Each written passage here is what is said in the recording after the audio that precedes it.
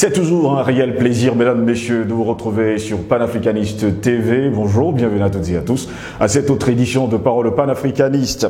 Une question ce matin. Sénégal, brouille diplomatique avec Paris, les boulevards au nom des héros. Nous nous interrogeons encore, mesdames, messieurs, ce matin. Le Sénégal tourne la page des noms français sur les espaces publics.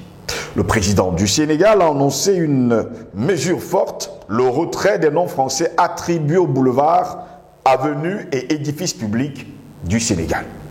Cette décision fait suite à une brouille diplomatique avec la France, provoquée par un discours controversé d'Emmanuel Macron. Le président sénégalais souhaite ainsi mettre en adéquation la dénomination des lieux publics avec les figures historiques et les héros nationaux du Sénégal. Cette initiative s'inscrit dans une démarche de réappropriation culturelle et historique visant à valoriser les figures emblématiques qui ont marqué l'histoire du Sénégal. En remplaçant les noms coloniaux par ceux des personnalités nationales, le gouvernement sénégalais entend renforcer l'identité et la fierté nationale tout en célébrant les valeurs et les contributions des héros sénégalais. Ce geste symbolique reflète également une volonté plus large de nombreux pays africains de réévaluer leur héritage colonial. En mettant en avant son propre patrimoine, le Sénégal fait un pas important vers une réaffirmation de sa souveraineté et de son récit historique. Cette décision pourrait également inspirer d'autres nations africaines dans leur quête d'une identité culturelle assumée. Voilà pourquoi, mesdames, messieurs, nous nous interrogeons encore ce matin. Eh bien, Sénégal, brouille diplomatique avec Paris, les boulevards au nom des héros. Nous nous interrogeons ce matin. Pour répondre à nos questions, nous sommes avec Patient Parfum d'Homme, c'est un homme politique, il est notre invité ce matin. Patient Parfum d'Homme, bonjour, bienvenue à vous. Bonjour Sylve Josselingos, bonjour à nos techniciens, à nos followers à travers les différentes plateformes des réseaux sociaux et à toute la grande famille panafricaine à travers le monde, et au peuple sénégalais à qui j'adresse un vibrant Nangadef pour leur dire vraiment merci pour le courage de s'inscrire eux aussi dans cette lutte pour la réappropriation de notre souveraineté. Très heureux de vous avoir, Patient Parfum d'Homme. Après une brouille diplomatique donc avec la France, on va le rappeler, provoquée par un discours controversé d'Emmanuel Macron, il va de controverse en controverse d'ailleurs lui. Le président du Sénégal, Bassirou Diomaye Faye, annonce le retrait des noms français des boulevards, avenues, édifices publics. Ces derniers seront remplacés par des noms de figures historiques sénégalaises. C'est une nouvelle qui a un poids très important dans ce qui est en train de se passer sur notre continent et qui dénote de plusieurs conclusions, si je peux appeler, même si elles ne sont pas définitives, que nous pouvons quand même tirer. La première des conclusions, ou bien des observations, je l'adresse en direction de nous-mêmes, nos amis panafricains, quand je vois avec quelle violence et quelle dureté nous avons jugé le tandem Diomaye Faye Ousmane Sonko, sans souvent beaucoup de retenue, je crois qu'il est temps qu'on ait une espèce de réécriture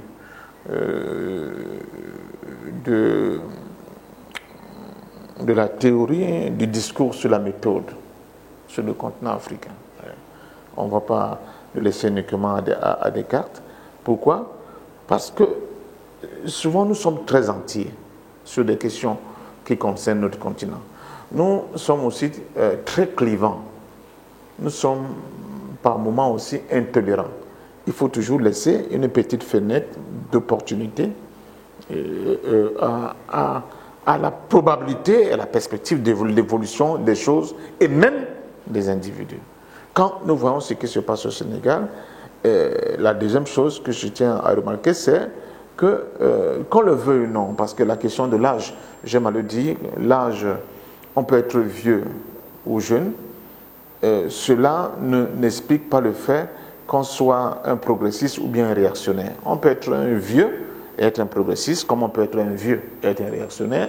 De même, on peut être un jeune et être un réactionnaire, et être jeune et être un progressiste. Mais ce que nous constatons, qu'on le veuille ou non, les influences coloniales ne sont pas les mêmes indépendamment de tout ce qu'un construit idéologique et politique peut avoir sur un individu, mais les influences coloniales ne sont pas les mêmes, en tenant compte du fait que des gens qui sont nés dans les années 50 ont été formatés d'une certaine manière, et que quand vous prenez un jeune des années 90 ou bien 2000 aujourd'hui, c'est une autre vision du monde aussi qu'il a. Il faut qu'on l'accepte. Donc, la nécessité, n'est-ce pas, d'accepter un rajeunissement de la classe politique et dirigeante du continent africain. Et non pas pour la plupart du temps le même type de complexe. Parce que là, cette question de la réappropriation de cette réalité historique du Sénégal par cette question mémorielle que pose l'actuel gouvernement sénégalais, il la pose de manière décomplexée. Parce que cette nouvelle génération sénégalaise sait pertinemment qu'elle n'attend rien de Paris. Est-ce que vous comprenez? Elle n'attend rien de Paris. Elle n'est pas là parce que Paris l'a voulu. Elle n'est pas là non plus parce qu'il y a comme une espèce de moule parisienne dans lequel ils sont sortis. Ils viennent avec de nouvelles idées. Ils sont dans l'ère du temps, dans l'ère de ce qui se fait dans le monde aujourd'hui comme respect de soi, comme sens de dignité, mais aussi comme volonté de souveraineté. Alors que nous avons, et ça, parce que quand je le dis, ça va reposer par exemple la question de l'élection dans mon propre pays de Cameroun, où je vois le débat entre certains franges de la classe de la société camerounaise dont les évêques ont été l'un des faits marquants, et certains autres, où les gens disent on peut avoir 100 ans et être président du Cameroun. D'autres estiment que ce n'est pas possible. Parce qu'il faut savoir s'accorder, s'arrimer aux évolutions du monde. Ces évolutions du monde, elles sont aussi perçues de manière différente, surtout pour des pays opprimés comme le nôtre, parce qu'après on va me prendre le cas de Biden en France, on va me raconter aux États-Unis, ce n'est pas ça. Au pays, à l'homme de la réalité des pays dominés comme les nôtres, où en réalité c'est la jeunesse africaine qui a le plus intérêt au changement. C'est une réalité, c'est une analyse implacable que personne ne peut nier. C'est la jeunesse africaine qui a le plus comment dire ça, intérêt au changement. Pourquoi? Parce que c'est à eux que ces changements vont profiter. Ceux qui sont au soir de leur vie, changement ou pas, ils ont fait leur vie. Et qu'est-ce que nous constatons souvent sur le sol africain? C'est que ces gens-là, de cette tranche d'âge, ce n'est pas un procès que je leur fais, mais beaucoup ne sont pas souvent soucieux de l'avenir, pas parce qu'ils n'en sentent pas la nécessité, mais parce qu'ils n'ont même pas la force, à la fois intellectuelle, à la fois physique, d'opérer ces mutations-là.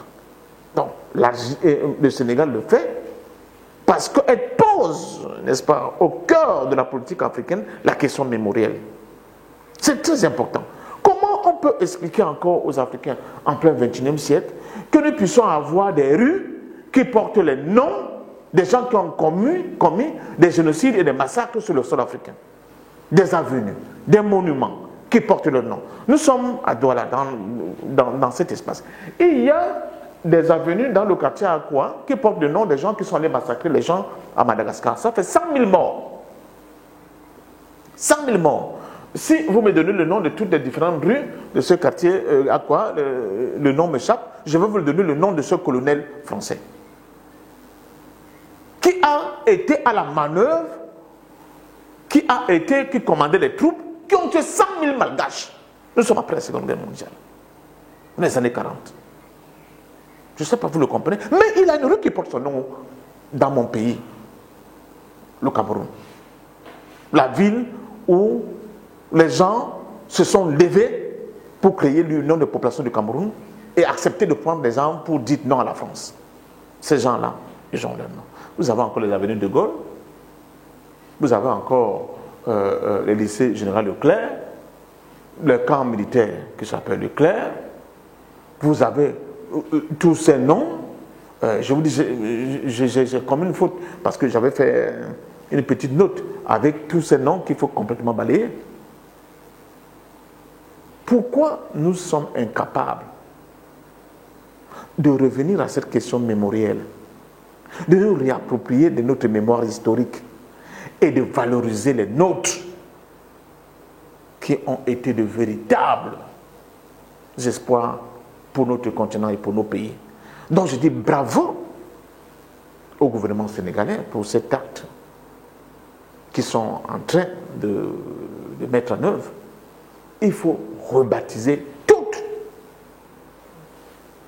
les rues, boulevards, je ne sais pas, avenues et tout ce qui va avec Carrefour, qui ne portent pas le nom de ceux qui ont fait la gloire du Sénégal. Aujourd'hui, de nombreuses années que nous en parlons sur les plateaux des panafricanistes, ça fait de longues années, mais ça ne bouge pas. Les lignes ne bougent pas parce que jusqu'à preuve de contraire, ça fait plus de 16 ans aujourd'hui qu'on en parle, rien ne bouge. On a l'impression que ces rues, dès que vous voulez toucher à un monument, par exemple au Cameroun, tout de suite vous êtes embarqué par des gendarmes, des policiers, des militaires, on vous mène directement dans une geôle. Je me suis amusé un jour de me balader avec mes enfants, ça fait des années. Ils étaient encore si jeunes. Nous sommes allés au centre de Bonanjo et nous sommes allés devant le monument du soldat inconnu. Je ne veux pas parler de Leclerc. Et mon fils me pose la question, papa, qui c'est? Et quand vous lisez ce qui est écrit, au nom aux troupes françaises qui sont venues libérer l'Afrique. Vous voyez comment on inverse le sens de l'histoire. Et c'est un blanc. C'est l'effigie d'un blanc. Alors que c'est nous qui avions mobilisé nos enfants, oui, qu'on appelle encore vulgairement tirailleurs sénégalais. J'ai dit heureusement que Ousmane Sonko est revenu dessus. On parle de combattants africains, c'est un peu plus, ça reflète un peu plus la réalité. C'est très frappant ce qui se passe là. C'est-à-dire que chaque fois qu'un petit Africain camerounais passe à cet endroit, qu'est-ce qu'il comprend? Il comprend que ce sont les Blancs qui sont venus libérer. Et on fait donc un blackout total sur le sacrifice des centaines de milliers d'Africains qui sont allés mourir pour la France. C'est ça le problème que nous avons. Vous avez encore des avenues fausses. Ils sont nombreux, ces gens-là. Même quand vous parlez, les Berthaud, Camp Berthaud, tout ça c'était les Blancs. Vous avez encore les Corons à Yaoundé. Mais vous savez qui était Coron? C'était un colonialiste et un terrible. On embarquait les gens. Quand on parlait du travail forcé, c'était pas seulement pour le chemin de fer, mais même pour aller travailler dans les séries de Coron. Comme on embarquait d'autres pour les amener à des Anglais, pour M. Chamotte, où les gens travaillaient 365 jours sur 365 jours. Et le prêtre lisait la messe à 4 du matin pour aller prendre le petit déjeuner avec le tortionnaire Chamotte à 10 heures. Bon, c'est vrai, c'était des prêtres blancs. Parce qu'après, quand même, le clergé noir a commencé à contester ces pratiques. Il a fallu que Ruben Mignobe, une fois de plus, aille plaider pour qu'on donne le dimanche gratuit aux métayers agricoles de Dizangué. Je ne sais pas si vous comprenez ce qui se passe. Donc, ce que Ousmane Sonko et Diomaye Faye, qui sont les deux têtes de proue de la nouvelle, de l'émergence du Sénégal nouveau, prennent là comme décision est une décision fantastique que nous approuvons et nous espérons qu'elle fera tache d'huile et qu'on n'aura plus peur de parler de nos héros et de nos martyrs. Le Cameroun, mon pays, a mis sur place une commission de la réécriture de l'histoire du pays, par lequel il y a, je crois, son président qui est parti, le docteur Abba, le professeur Abois, c'est ça le nom, le professeur Abois, j'oublie, paix à son âme, mais il y a le professeur Koumandoumbé qui est toujours là. Depuis des années que cette commission a été mise sur pied, elle n'avance pas. Elle est incapable de produire. Vous savez pourquoi? Parce qu'il y a des choses qu'il ne faut pas égratigner. Il y a des choses qu'il ne faut pas égratigner. On a l'impression qu'il y a des gens qui protègent ces avenues, qui protègent ces monuments, alors qu'ils ne servent absolument à rien. On a vu que parfois, on a voulu placer, même par... Moi, je me rappelle encore, il y a quelques années aujourd'hui, je vais revenir sur l'histoire, par exemple, du Cameroun, avec un monument en l'honneur de Ruben Oumniobé. Ce sont les chefs d'Ouala qui sont venus renverser l'histoire. On ne va pas oublier ce détail aussi. Oui, mais parce que ce monument en histoire, en hommage de Ruben Oumniobé, pose lui-même déjà un problème. Il ne revient pas quand on veut faire un acte aussi fort qui rappelle à la jeunesse actuelle qui sommes-nous, parce qu'Oumniobé nous rappelle qui nous sommes. Oui. Ce n'est pas la petite communauté urbaine de Douala qui se débrouille à faire un truc comme ça parce qu'ils ne savent pas quoi faire. C'est une décision de l'État qui doit décider que la grande avenue qu'on vous appelez vulgairement avenue de 20 mai, qui ne veut rien dire, doit maintenant s'appeler avenue Ruben Oumniobé, par exemple. C'est une décision de l'État qui doit dire, au de contenant, nous dit que hôpital général de Douala, quand on dit hôpital docteur Félix Roland Moumier, c'est une décision de l'État qui doit dire, au lieu de contenant dire université de Soa, qu'on dise université Castor au CND Afana, parce que c'est le premier docteur d'État en économie en Afrique du Sud-Sahara, monsieur. Ce n'est pas parce qu'ils n'ont pas été, que ceux qui sont au pouvoir ont été de mauvais côté de l'histoire qui vont tuer l'histoire. Donc c'est ça les problèmes que nous avons dans le continent africain. On continue de célébrer nos bourreaux et on empêche à la jeunesse d'aujourd'hui de connaître son histoire. Quand vous allez dans un pays comme les États-Unis, moi je sors par exemple en Russie, il y a des monuments à la gloire de leurs héros. Aux États-Unis, on rappelle à tous les coins de rue de Machuquet ici, il y a eu telle cette action s'est passée, il y a eu tel héros, il y a eu ceci. Ça galvanise la jeunesse. Ça galvanise les enfants qui se rendent compte qu'ils sont quand même nés dans un pays où les gens se sont battus pour que le pays soit là où il est aujourd'hui. Pourquoi chez nous cela pose un problème? Pourquoi? Donc ce qui s'est passé là, en réalité, on a voulu faire porter le chapeau au chef Douala, ce qui est quand même insensé. Mais je vais loin. Quand vous êtes dans cette même ville de Douala, là, à Bessengue, quelque part là, vous voyez un grand monument avec un type qui porte un chapeau. Quel est le rôle que ce type-là, qui a un grand monument, a joué dans l'histoire ni de Douala ou même du Cameroun? Si vous avez un ami rwandais qui arrive, vous le baladez dans la ville, il arrive, il dit que, monsieur, mon ami, qui c'est? Vous allez lui répondre quoi? Je ne le connais même pas. Et ils ont tellement honte, parce que j'avais fait un post où j'ai dit, mais écoutez, vous savez qui c'est? C'est le fils d'un grand opérateur économique affilié au pouvoir, le père, autant pour moi, affilié au pouvoir, mais qui était un chapelier. C'est ce qu'on appelle un chapelier. C'est un vendeur de chapeaux. Anglais, là, que vous voyez là.